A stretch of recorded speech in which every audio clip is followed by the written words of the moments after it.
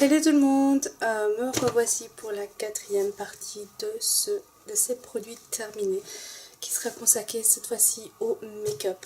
J'ai terminé beaucoup de make-up, je suis hyper fière de moi parce qu'en général ça arrive une fois toutes les lunes. Donc voilà, ça n'a rien à faire là-dedans.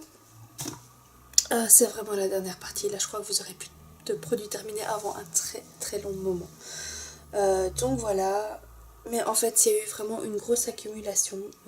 Ça doit faire 8 mois que je garde ce sac et que je ne le fais pas. Donc voilà, maintenant je vais essayer de faire ça plus régulièrement, comme ça vous n'aurez pas de très longues vidéos et voilà. Il commence à se faire très tard, donc si des fois je bug un peu, c'est normal. Donc tout d'abord j'ai terminé deux brush cleanser nettoyant pour pinceau de 50 ml de la marque Kiko. Alors ils sont très bien, ils nettoient bien les pinceaux, ils sentent très bon. Ils ont une petite couleur rose qui est assez sympa. Maintenant je vais garder le flacon parce qu'il est très chouette. Mais je vais essayer de faire mon propre nettoyant pour pinceau, puisque j'ai des copinotes qui ont fait des tutoriels là-dessus, notamment Chichou Perle. Je vous mettrai la vidéo en barre d'infos si ça peut vous intéresser. Et donc du coup je vais faire ça comme ça, je vais le mettre là-dedans. Parce que franchement si je peux le faire moi-même et que ça me coûte moins cher, autant le faire moi-même. Ensuite, j'ai pas terminé, je n'ai même pas utilisé mais je vais jeter. C'est des designer liner, eyeliner de création en patch de la marque Beauty London. Alors le packaging c'est comme ceci.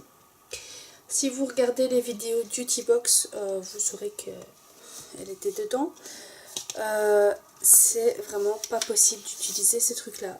Déjà rien que la taille de l'eyeliner c'est pas possible, et en plus la couleur c'est pas possible non plus. Enfin c'est gris quoi, c'est gris dégueulasse quoi. Donc voilà, en plus franchement déjà ceux-là c'était clair que j'avais pas les utiliser, et puis ceux-là non plus parce que franchement autant que je me fasse un smoky.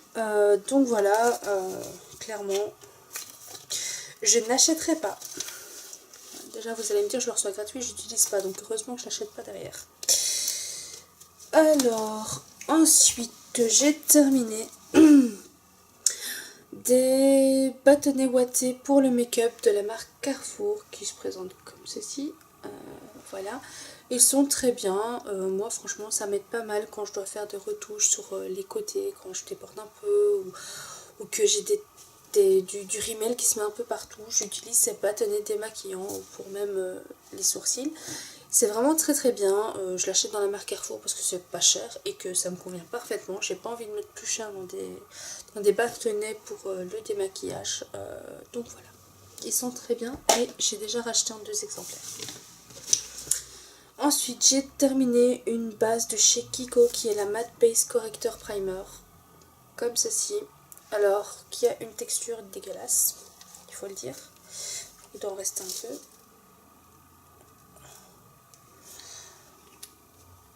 Donc la texture en fait, la texture elle est comme ceci. C'est un gel qui est vraiment bizarre.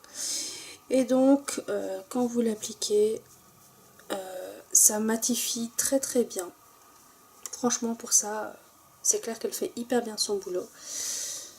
Alors maintenant le seul bémol que j'ai à lui reprocher, c'est que déjà il faut attendre que ces crèmes de jour aient vraiment, mais vraiment bien pénétré.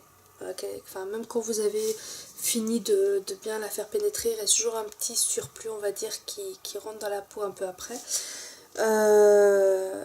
Clairement on est obligé vraiment d'attendre que tout soit rentré, parce que si vous le mettez par dessus c'est dégueulasse, ça colle, enfin c'est vraiment pas agréable du tout. Si vous la mettez, si vous ne connaissez pas encore cette base là et que vous comptez l'acheter, ne frottez pas trop cette base, mettez-la en couche uniforme, vous voyez, un peu comme une crème de jour, mais ne frottez pas trop, parce que si vous essayez de trop faire rentrer le produit, en fait ça fait comme quand Comme quand vous mettez une crème en fait, après au bout d'un moment donné quand vous frottez trop ça fait des peluches en fait. Et ben là c'est ça. Et en plus ça se mélange, enfin c'est une horreur quand on sait pas bien l'utiliser, enfin quand on l'utilise pas correctement c'est une horreur. Mais si on l'utilise correctement elle est vraiment très très bien, elle matifie très bien le teint, franchement c'est la meilleure base que j'ai testée jusqu'à présent. Donc voilà, elle est vraiment très bien et quand je recommanderai chez Kiko, je vais sûrement la reprendre. Je pense qu'elle était aux alentours des 9,50 € 10 €. Ensuite, j'ai terminé de chez Je mets Maybelline le dissolvant douceur sans acétone qui est le vert Express Manicure. Qui est vraiment pas mal, moi ça fait des années que je le rachète, je suis toujours aussi contente. Alors il y a la version qui est rose comme ceci et celle-là contient de l'acétone. Donc moi je préfère ne pas mettre d'acétone sur mes ongles, voilà clairement j'aime pas trop ça. J'ai déjà des ongles assez fins, assez pourris comme ça, pour ne pas mettre des produits trop chimiques dessus. Ce dissolvant convient parfaitement puisqu'il me nettoie, il me démaquille les ongles. Oui. Il me dissolve les ongles très bien. Donc voilà, il fait très bien son boulot et j'ai rien à redire dessus, donc voilà. Alors, ensuite, j'ai terminé un mascara qui est le The Rocket Volume en version waterproof de chez Je mets Maybelline. Je mets Maybelline. Et la brosse se présente comme ceci. Elle a des picots en silicone très très fins. Alors, franchement, en plus, je sais pas si vous le verrez, mais en fait, ce côté-ci est plus large que celui-là, mais en fait, il est toujours rond au bout. Donc, c'est vraiment, vous voyez, alors, vous allez rien voir, mais c'est pas grave. C'est vraiment très bizarre. Quand on n'a pas l'habitude, on s'en met partout. C'est une horreur. Au début, moi, j'en m'en suis mis partout, puis je sais pas, j'ai attrapé le coup de main, j'étais toute contente. Je me suis dit, ouais, et tout, je m'en mets plus plein partout. Et puis, je l'ai laissé un peu tomber parce que je voulais tester d'autres mascaras. Et finalement, je l'ai réessayé, je m'en suis de nouveau mis plein partout. Donc, c'est pas un mascara génialissime. Hein. Clairement, il fait le minimum du boulot. Volume Express, pas forcément. Moi, je trouve qu'il est juste gainant pour les cils. Alors moi, ça me dérange pas parce que comme j'ai les cils assez longs, quand je pars travailler, j'ai pas trop envie de trop mettre de mascara ou quoi. Donc je mets juste ça pour les rendre un peu plus noirs et intensifier le regard. Mais sinon, clairement, vous n'allez pas l'aimer. Donc voilà. Et je ne rachèterai pas. Parce que j'en ai des tonnes et que voilà. Qu'il m'a pas forcément plu plus que ça. Ensuite, j'ai terminé de chez ELF un stylo pour les cuticules qui se présente comme ceci. Alors, il est vraiment très très bien. Rapport qualité-prix excellent. Il coûte 1 €. J'ai fait au moins 8 mois avec, sans qu'il se dessèche d'ailleurs. Je crois qu'il reste encore du produit dedans. Il reste encore un peu de produit dedans. Il est vraiment très très bien. Franchement, rien à dire. Dès que je recommande sur ELF, je le reprends. Ensuite, j'ai terminé de chez Bourjois le Elsie Mix fond de teint resplendissant et unifiant, peau hydratée et lumineuse. Les petits bonhommes verts vont passer chez moi. Qui est un mix aux fruits. Il est vraiment très très bien. Moi j'avais la teinte numéro 53 beige clair. Ça c'était la teinte qui était bonne pour mon teint. Il est vraiment très très bien. Rien à dire. C'est mon chouchou du moment. Donc voilà. Alors il illumine vraiment la peau, le teint. Franchement il est vraiment très très bien. Et oui, je serai amenée à le racheter quand j'aurai terminé le fond de teint que j'utilise maintenant. Ensuite, j'ai terminé un autre fond de teint de chez Elsie Mix, mais celui-ci en version sérum. Il est vraiment très bien aussi. Mais celui-là, je devais le mélanger avec un autre parce que j'avais pas pris la bonne teinte. À l'époque, j'étais une quiche pour choisir mes fonds de teint, ce qui est toujours sensiblement des fois le cas. Celui-ci il était en 55 beige doré et clairement c'était pas ma teinte, il était au moins il était deux teintes en trop et ça se voyait vraiment, donc même en faisant le raccord du coup c'était pas possible. Donc j'utilisais celui-là plutôt en combo avec un autre qui était plus clair. Donc voilà, mais il était pas mal non plus. Ensuite j'ai terminé deux Dior Skin Sculpt fond de teint liftant et lissant de chez Dior. Donc voilà, je les avais en teinte 0,20. Et le seul petit bémol que j'ai, c'est qu'il était un peu trop rosé pour ma carnation de peau. Sinon, c'était plus ou moins ma teinte, mais en beaucoup trop rose. Et le 0,30 était beaucoup trop foncé. Donc, pas de bol. Sinon, que vous dire, il est très bien couvrant. Vous pouvez le moduler, vous pouvez mettre une couche et puis remettre une autre couche sans problème. Il se travaille très bien à l'éponge, au pinceau, au doigt, enfin, c'est vraiment, il est vraiment chouette. La seule chose que j'ai comme bémol à dire, c'est que moi j'ai la peau grasse et c'est pas le meilleur fond de teint pour les peaux grasses. Il est pas non plus, enfin il vous fait pas prier à mort, mais voilà, c'est pas le meilleur fond de teint, il régresse quand même plutôt rapidement. Donc voilà, mais sinon il est très bien, il tient très bien. Moi j'avais juste le soir quand je rentrais des petites zones ici et là où le fond de teint c'était en allée, mais c'est parce qu'en fait je me touche toujours à ces endroits là, donc je suis toujours comme ça, je mets mes doigts partout. Sinon là où je touchais pas, il n'y avait pas de problème, il était toujours resté en place, donc voilà, il était vraiment très très bien. Maintenant rapport qualité-prix, clairement je rachèterai pas ce fond de teint là. Je rachèterais peut-être un Dior, mais pas celui-là, c'est juste pour tester, quoi. Parce que j'adore la marque Dior et que j'aime bien tester nos fonds de teint, mais clairement, sinon, il y a beaucoup de fonds de teint de grande surface qui font très bien le job et qui ne coûtent pas aussi cher. Et il avait aussi un SPF de 20, ce qui n'est pas négligeable. Ensuite, j'ai terminé un rouge à lèvres de chez Toubi qui est en teinte numéro 41, il n'y a pas de nom, donc voilà, il se présente, la couleur est comme ceci, je sais pas si vous verrez bien, et en fait il est translucide, rosé translucide pailleté. Donc je vais essayer d'un peu vous montrer ce que ça donne, plus ou moins. Et c'est vraiment pour apporter une petite touche de brillance en fait. Il est transparent mais avec des paillettes dedans qui se voient au reflet de la lumière. Il était vraiment très bien, il coûtait une misère, je crois que c'était une histoire de 2,50 € ou 3 €, quelque chose comme ça. Franchement, vraiment très très bien, je vais le racheter parce que je l'adorais. Alors moi en général ce que je faisais quand j'avais envie de donner de l'éclat à mon rouge à lèvres, je prenais ce rouge à lèvres-ci, je le mettais par-dessus en tapotant légèrement juste pour déposer quelques paillettes et c'était vraiment super, donc je l'adore vraiment et je vais le racheter. Ensuite j'ai terminé de chez Clinique un mascara qui s'appelle Height Impact Mascara Optimal, comme ceci. Je l'avais reçu dans la Duty Box celui-ci, alors la brosse se présente comme ceci, c'est une brosse en poil lambda, assez grosse quand même, hein.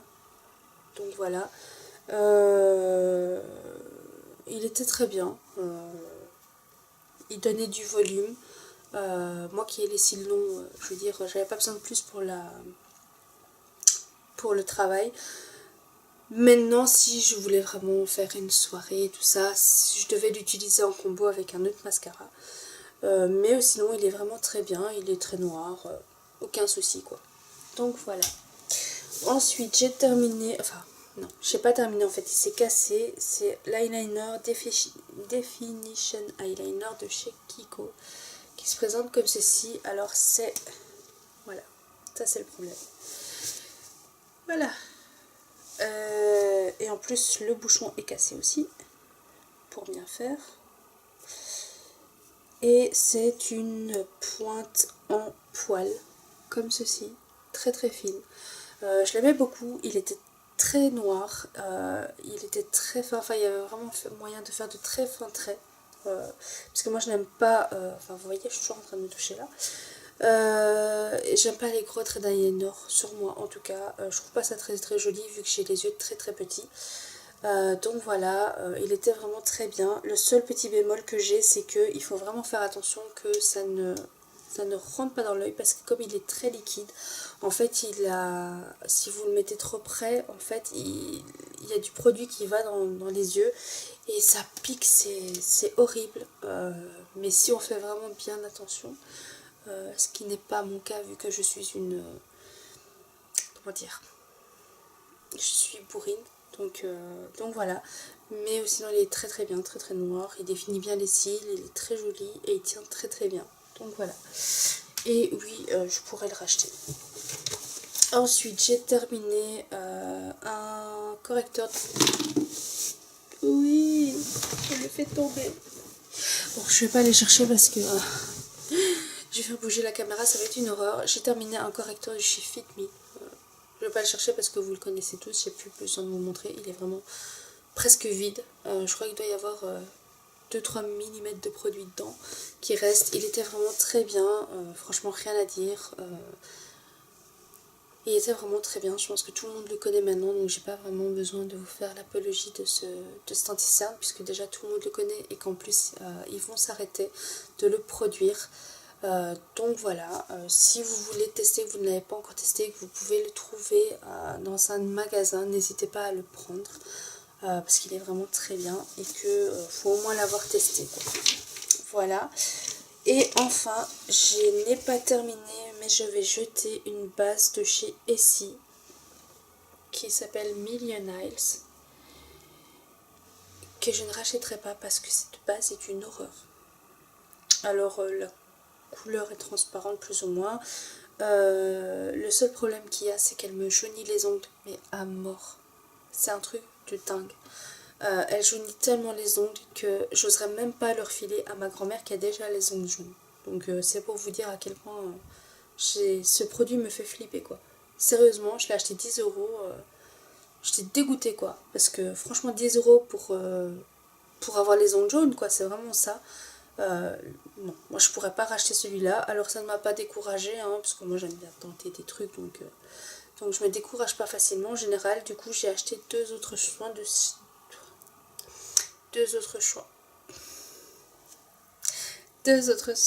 chez Essie que je n'ai pas encore testé en approfondi parce que je les ai achetés et je ne sais pas où ils sont. Je les ai perdus dans mon appartement. Mais je finirai bien par les retrouver et ceux-là à mon avis ça ira. Donc voilà, donc si vous voulez acheter le Million Nails, ne le faites pas. Je ne suis pas la seule à avoir eu les ongles jaunes à cause de ce produit, donc voilà. Et voilà, c'est enfin terminé pour ces vidéos, cette série de vidéos sur mes produits terminés. Je suis contente que ce soit enfin fait. Je vais pouvoir tout jeter parce que là j'ai un sac mais énorme sur mon lit, donc je suis hyper contente. Donc voilà, j'espère que ces petites vidéos vous auront plu. J'espère que ça a été parce que comme j'ai vraiment bafouillé, je suis vraiment fatiguée et je crois qu'il doit être 1 h du matin ici maintenant. Donc voilà, j'espère que ça n'a pas été trop chiant. Mais bon, je pense que voilà, ça apporte un petit côté fun et un petit côté sans prise de tête aux vidéos. Donc voilà, je pense pas que ça vous ait dérangé.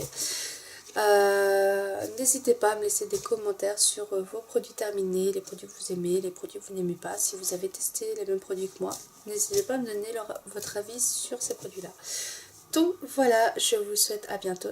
Je vous souhaite une très bonne journée ou soirée. Voilà, je redis encore n'importe quoi. Je vous dis à bientôt dans une prochaine vidéo. Ciao ciao.